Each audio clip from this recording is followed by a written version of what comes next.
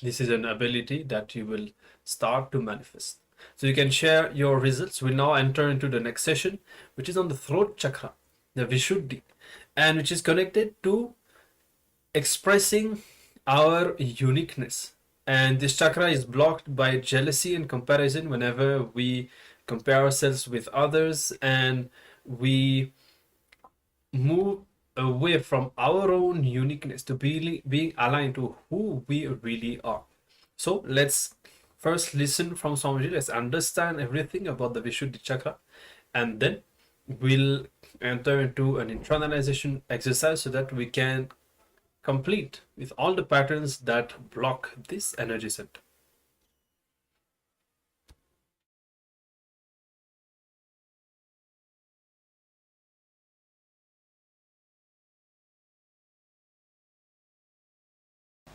All right. Let's enter into the program. Let me define integrity and authenticity once again.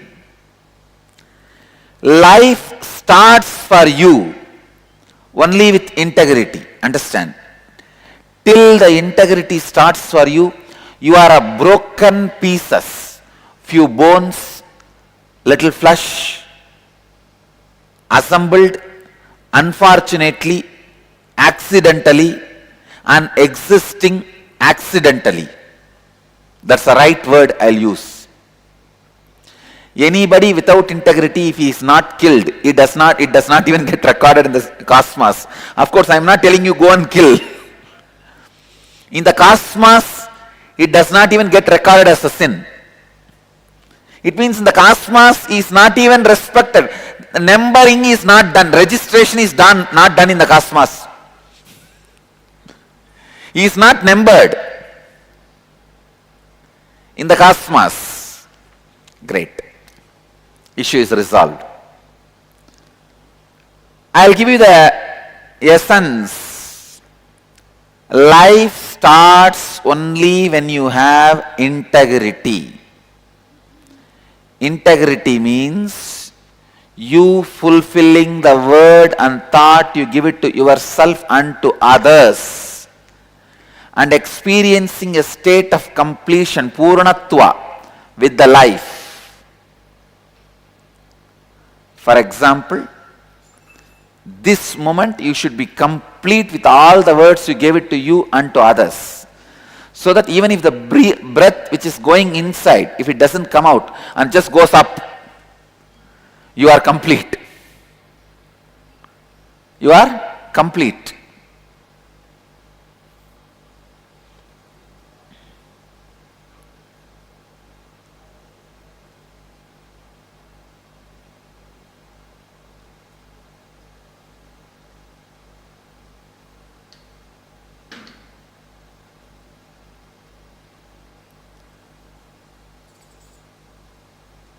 How many of you feel you are complete with all the words you gave it to yourself and to others? Because yesterday I gave you the assignment of completing with yourself and others. How many of you did the assignment? Please raise your hand. Great. But if you do it once, that will not be enough. How many of you did not do? Raise your hand. Now I am giving you time. Oh God, but I cannot delay the session. Okay. In the next break, you will do it and come back. You have to sacrifice your break and do. How many of you feel the power of completion when you do? Really, so much of healing is happening inside. So understand, this is not a process which can be completed in one day.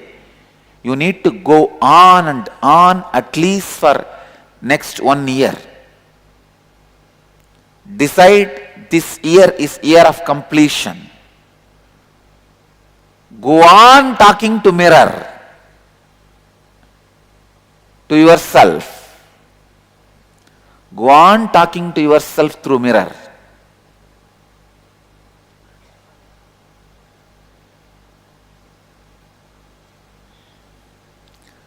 Go on completing with yourself and others. Authenticity means you being established and responding to life from who you believe yourself to be for yourself, means mamakara, who you believe yourself.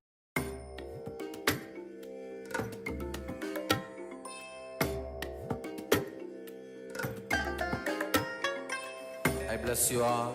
Let you all open all your three eyes and manifest the powers of Mahasudashiva. Om Nityananda Paramashivoham.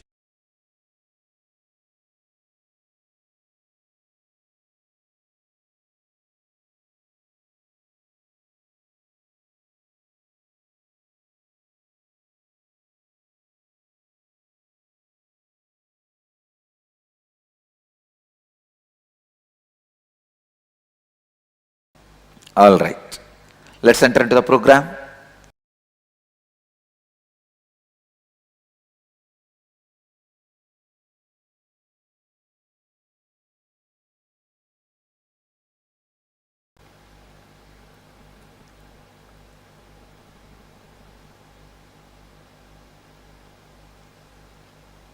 For example, you give a word to others. I will give you $1 million or $1 million rupee.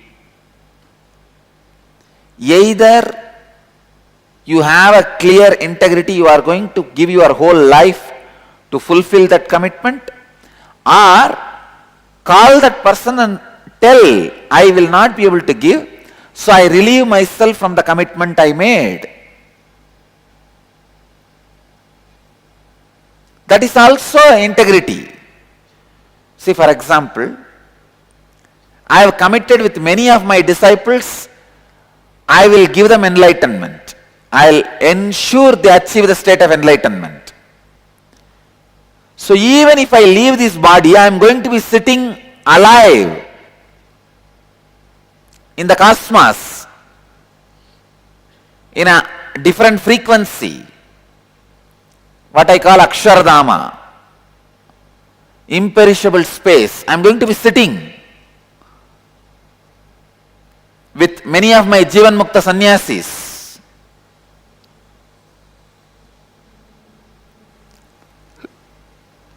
And I am going to fulfill my commitment with integrity and authenticity.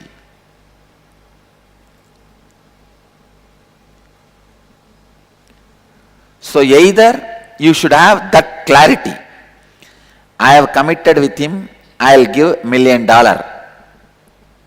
I should give everything and make it happen. Even in between I die, I will have to take another one body, come back and search for where he is and see to it he receives my $1 million.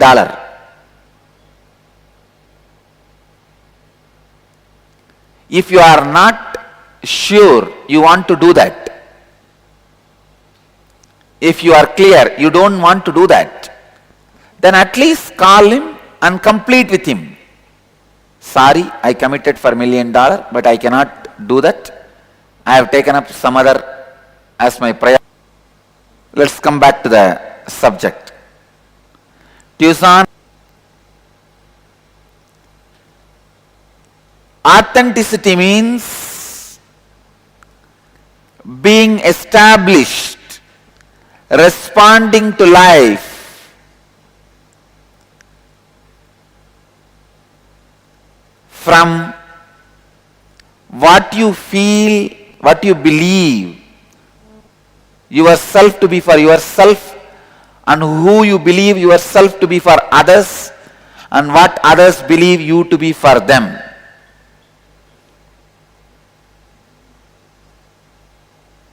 Chakra.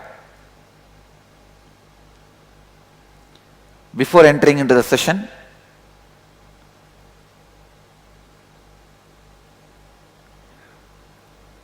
just 3 minutes, settle down so that you are ready to flow with the session, just close your eyes and sit straight.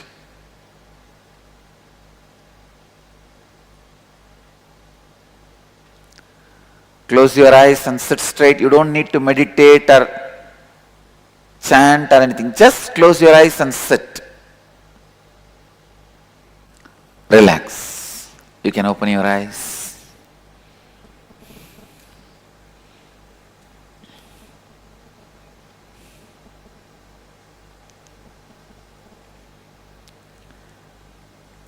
Now we will work on the throat center. Till yesterday we were working on the heart center, means root, being, navel, heart. 4 centers we've worked. Today we will work on throat center.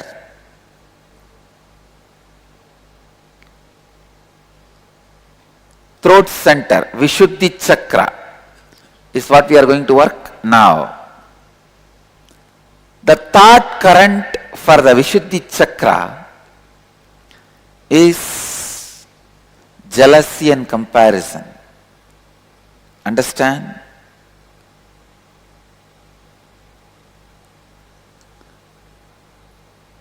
When there is a non-alignment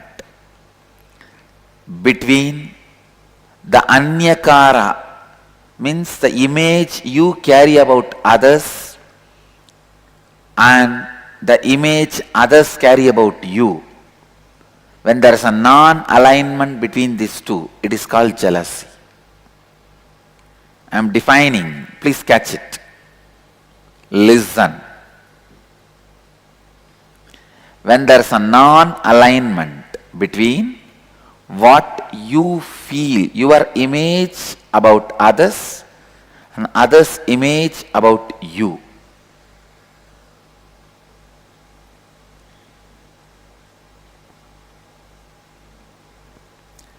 Anyakara is what you believe and project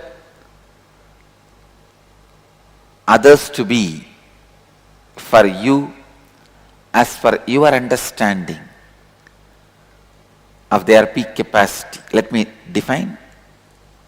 Anyakara means what you believe as others and their peak capacity, and what others believe as you and your peak capacity. When there is a non-alignment between these two, when they are not integrated and inauthentic,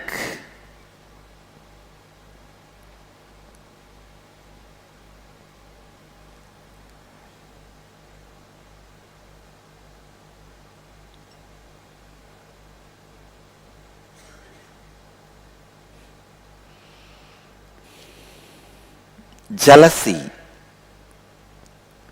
is the outcome of a deep, innate violence you carry. Please understand. When somebody expects something from you, when their image about you demands your expansion, but you are not interested in expansion, the violence you show towards them is jealousy. Then you say, why should I expand? See, my level people, I am much better than them. Jealousy starts only to justify you in the beginning. Then it becomes a violence to declare your supremacy. Jealousy does not start as a supremacy. It always starts as justification.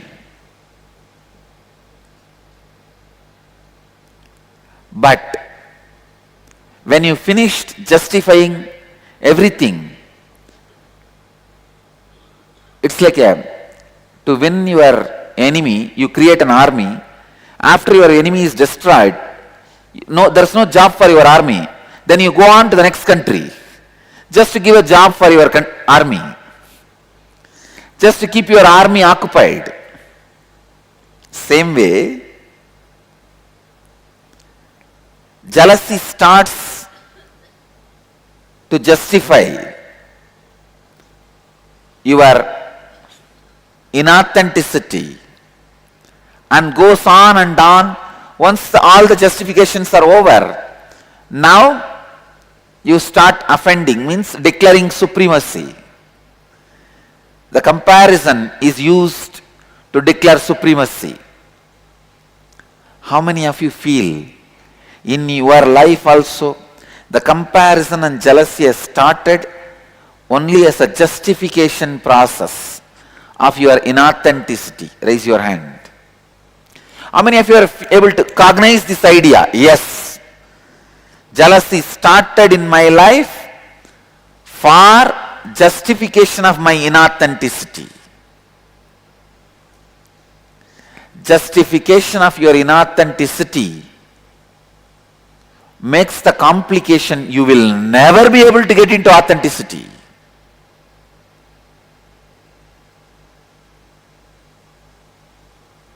You will never be able to get into authenticity.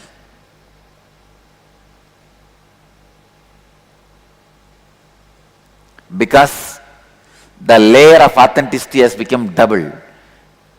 See, if the inauthenticity alone exists, at one point you can clear it. But now a strong bolting of inauthenticity in the name of justifications. Just now I was sitting with some of my ashramites. A very beautiful meeting with some of my brahmacharis and brahmacharinis.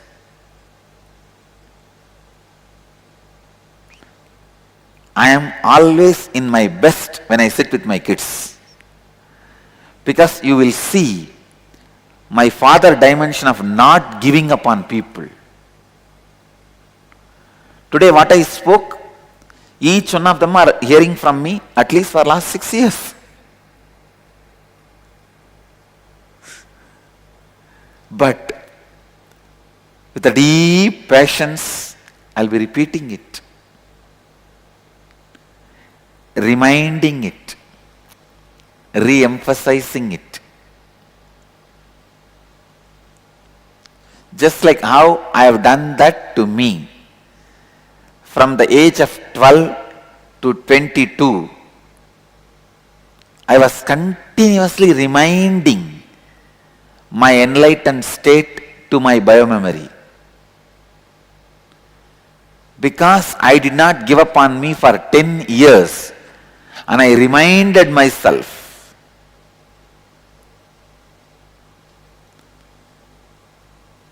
I know million ways mind will justify the non-remembrance, and I know millions of solutions through which I can remind to my mind to be in remembrance.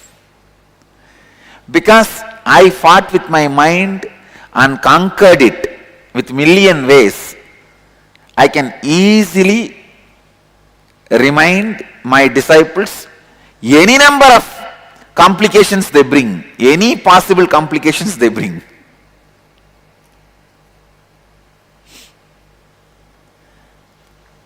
When I sit with them, I clearly remember the Brahma Sukhi in me. That was the name I was using. Till 12, I was called as Swami. I was never called by my parental name. Never. I was addressed by my parental name by anybody other than my school record. From 12 to 22, the Brahma Sukhi was the name I was carrying, which was given by Kuppammal. I feel that personality is sitting in front of me as my disciples. I did not give up on that personality. If I would have given up on him, Nityananda would not have happened. Nityananda happened because I did not give up on him. Same way, I am not going to give up on these guys. Just now I was sitting and talking. The ideas I was sharing with them is very useful for all of you. I wanted all of you to listen.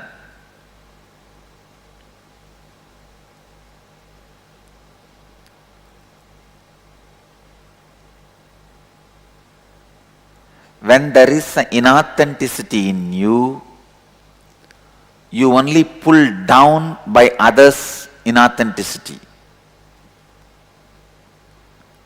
If there is an authenticity in you, you raise others from their inauthenticity. Let me define, listen. If there is an inauthenticity in you, you get pulled down by others' inauthenticity. If you are completely authentic, you raise others from their inauthenticity.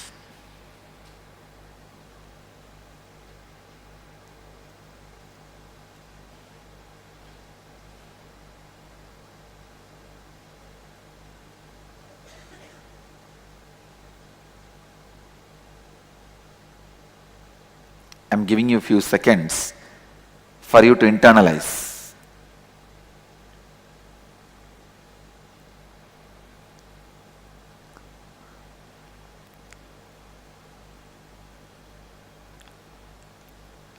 When you are not authentic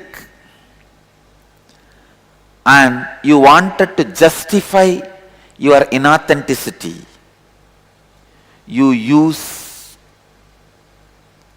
comparison as a justification tool. I was telling them,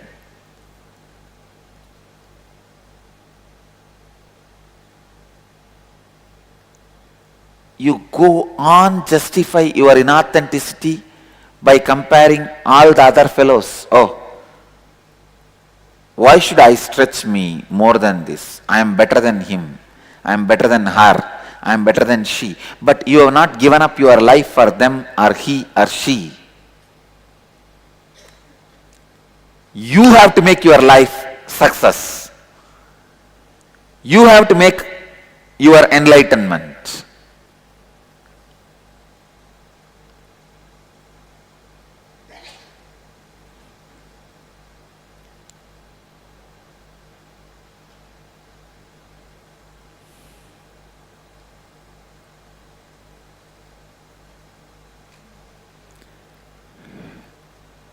Jealousy starts as justification, ends as declaration of supremacy.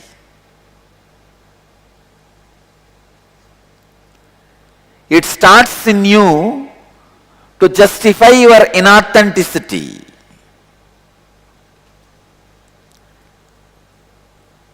The moment you learn to justify your inauthenticity, you have started committing suicide. You just need to be buried, nothing else. Your destruction has started. For God's sake, at least don't justify your inauthenticity. Don't be inauthentic. If you are, at least don't justify your inauthenticity. Stand exposed, naked to your own inauthenticity. Even though it is little difficult, face it, stand by it.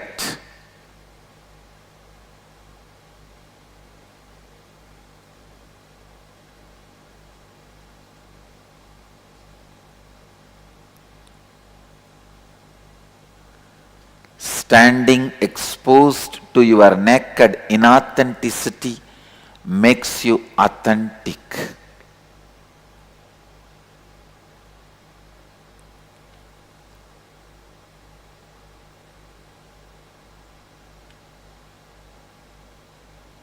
listen. This is going to solve thousands of your problems. When you are inauthentic, you will not want to expand you to others' image about you. Then what you will do? You will carry impractical image about others, expectation about others, just to teach them a lesson. You fellow, you expect that from me. You will see now what I will expect from you. This clash is comparison and jealousy. How many of you are able to cognize with what I am saying? Do you understand? Actually, when there is a expectation from others, image of others about you, first thing what you should do, you should be authentic enough. If you feel like you have, by stretching yourself, you are going to expand, you should do it.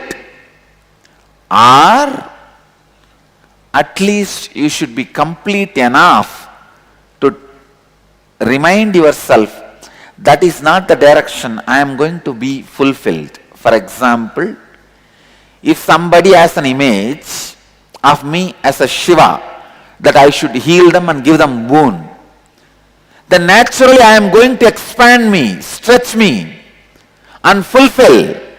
I'll stretch myself to their image about me. But if somebody expects as an image of me, I should give 100th century in cricket, little more than Tendulkar, I am not going to do it. Understand? Listen. The anyakara which is falling in tune with your ahankara and mamakara, which expands your ahankara and mamakara, only is expected to be fulfilled by you. Jnanatma clear? For the question with which you are hunting my head? Last 2 days, these guys are hounding me with this question. I am having a very beautiful last few days. All the ashramites constantly nagging me for the deeper and deeper understanding, for authenticity and integrity. It feels so nice. It really feels so nice, because the way they ask the question, I know they already contemplated about it. Listen.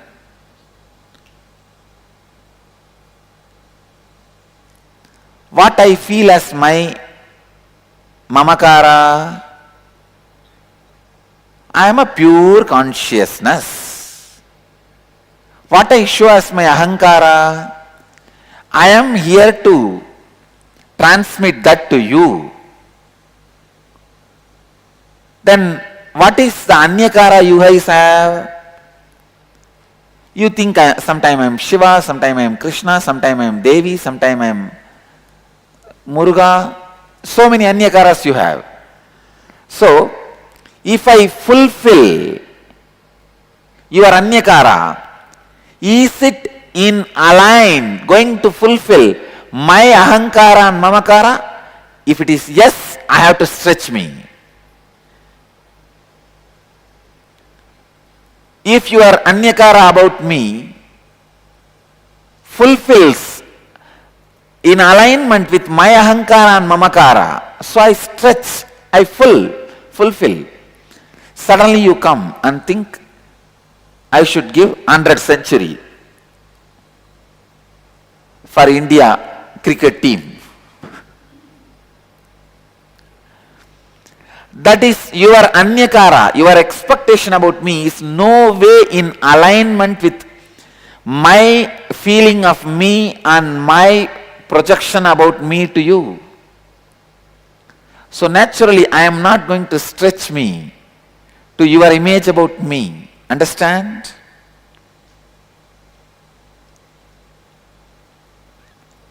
This clarification, to which image about you you should stretch, to which you don't need to stretch, will come only if you are clear about your ahankara and mamakara. So first things first, completion with you. Clear?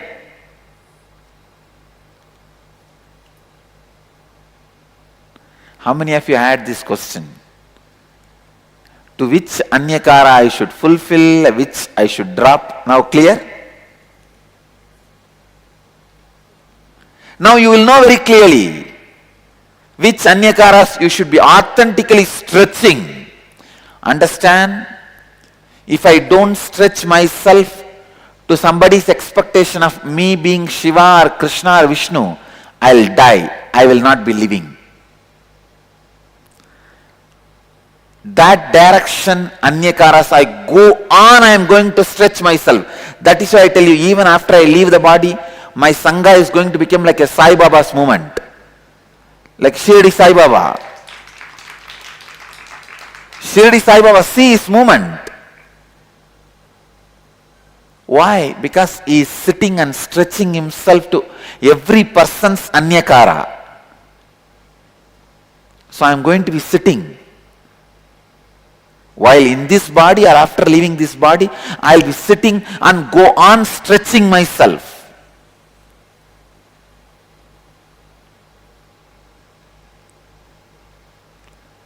To everybody's anyakara about me.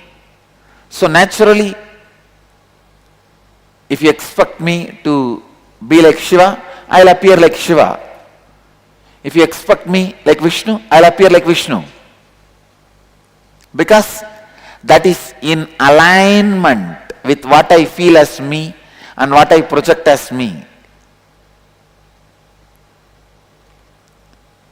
All over the world, how many of you had this doubt? Which image about me I should fulfill and which I should not fulfill? Raise your hand. So now all of you are clear? Which you should fulfill and which you don't need to bother.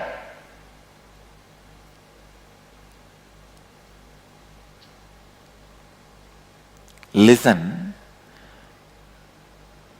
Sometime, even, relax, you can leave your, even if their image about you has to be fulfilled authentically, it is in alignment with your ahankara and mamakara, even then you feel violent towards them. Why? Why should I stretch me to you? Come on, now I'll show you.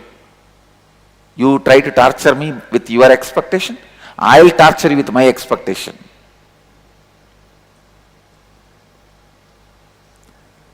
Husband wants love, wife wants money.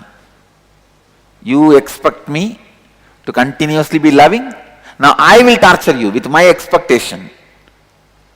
Marriage is like a workshop. Husband works, wife shops.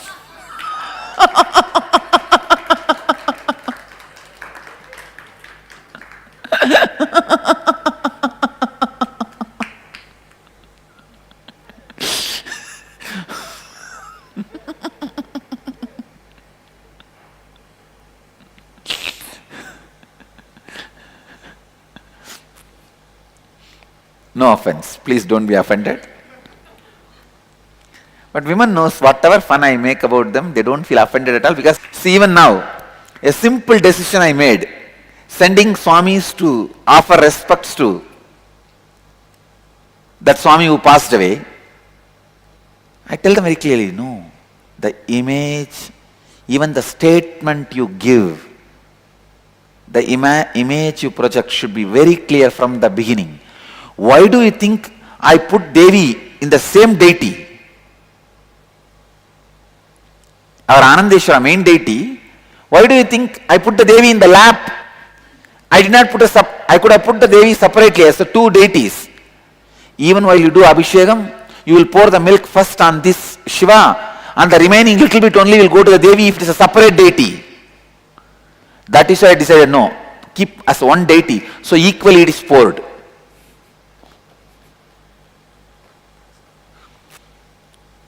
So when I send even a sannyasini, I am very clear. I have always two sannyasinis also, so that people should know from Dhyanapeetham, sannyasinis exist and they will always be there in any public appearance.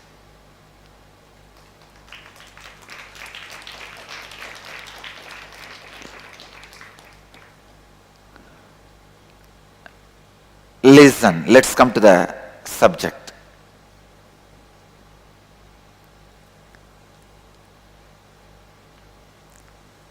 Jealousy is a violent expression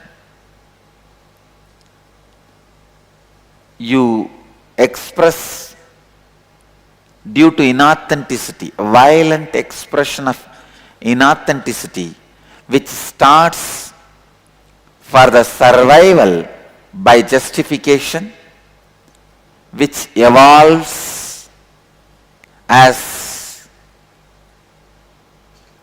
hiding mechanism of your inauthenticity and as declaration of supremacy. It takes birth as a justification of your inauthenticity. It serves as a protection cover, hiding cover of your inauthenticity.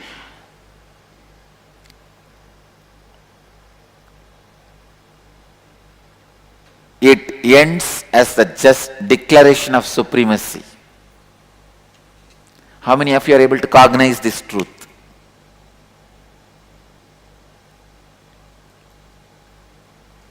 Can you do this as assignment? Just few minutes. See how jealousy in you has started for justification. In how many places you used jealousy to justify you. Second, in how many places you used jealousy to cover your inauthenticity, to defend your inauthenticity. Oh, you expect that from me? I will teach you a lesson by expecting this from you. So this way, defending, protecting your inauthenticity. When these two jobs are over, then your jealousy goes to the extreme of declaring supremacy.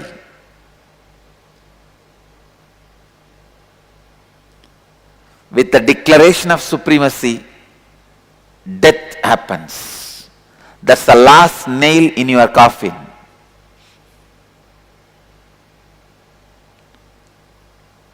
Declaration of supremacy is the last nail in your coffin.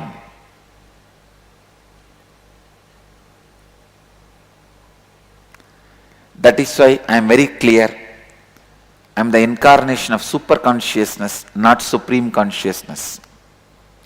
Because the word supreme consciousness is declaration of supremacy. It comes from violence. Even though super consciousness is supreme consciousness, the word comes out of violent declaration of supremacy. I make sure the violent declaration of supremacy is avoided in every interaction.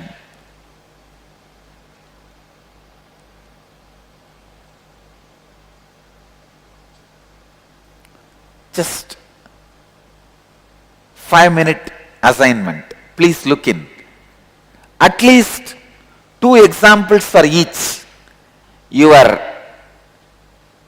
jealousy starting as a justification mechanism, your jealousy being used as a defending mechanism of your inauthenticity, your jealousy declaring your supremacy.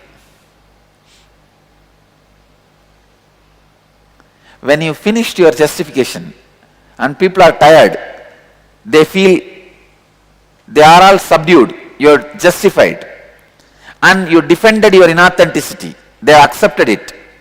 Then next step is declare your supremacy.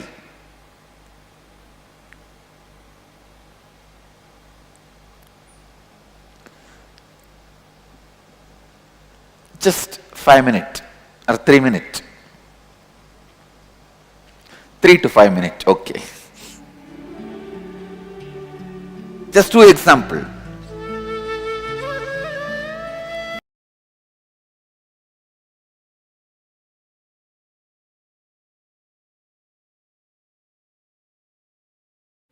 All right. So we hope that you all understood jealousy, the block of the throat chakra, the Vishuddhi chakra, and how it starts by our inability or our decision not to fulfill the expectations that people have about us. That also somebody clearly explained the difference between the right expectations, though, that we should fulfill, and those that we should not. Those that are in alignment with what we feel as ourselves. Somebody said, for example, if someone expects him to be Shiva or to heal him or her, he will do it. He will stretch to that expectation because it is in alignment with who he feels as himself. But if someone asks him to play cricket, he will not do. And he will not bother about not fulfilling that expectation because it is not in alignment with his inner image. Now, we need to see how the same thing is happening in our lives, where all we should, which are expectations we should fulfill, and the expectations that we should not.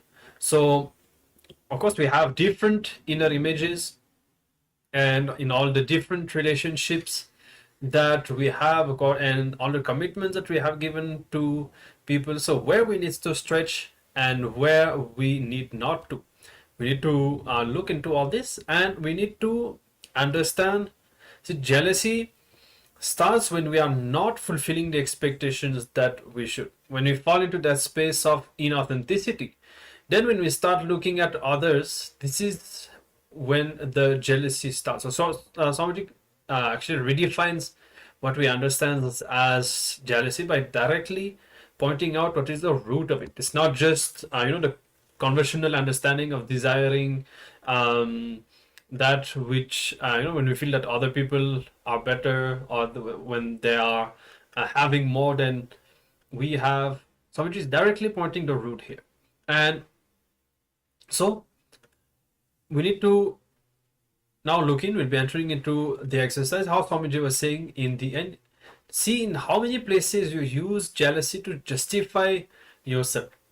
So we are not stretching to the expectations of others, and then we start to defend ourselves, saying, how can you expect that from me, giving all sorts of reasons. I cannot do this, and so many different kinds of reasons. So look in and pen down first where, in which situations or relationships it is happening, how you defend yourself. See, many times right now we defend ourselves and all that, we give all sorts of reasons, not even knowing that it is actually coming from this pattern of jealousy. So start with that. And then in how many places you use jealousy to defend your inauthenticity.